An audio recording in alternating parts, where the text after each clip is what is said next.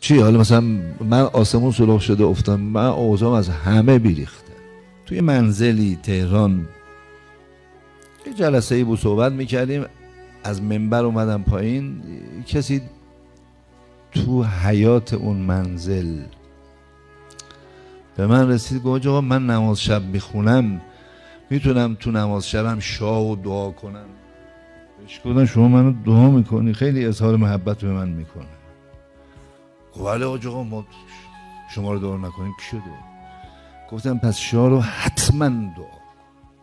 یه دیم بایستده بودن که مثلا چرا؟ گفتم برای اینکه نکنه او هر کاری کرد با دین مردم بازی نکرد، ولی ما بازی کردیم، لذا قطعا در درجه اول او رو دعا میکنیم، بعد من رو دعا میکنیم. مثلا چی؟ ما تو این لباس فقط داریم با دین بازی میکنیم، اگرم تو این زمینه بلغزیم اوضاعمون از همه بیریخته. چی حالا مثلا حاج آقا التماس دعا؟ برو آقا همه تون اوضاعتون ردیفتر از من، یکی دست منو بگیر.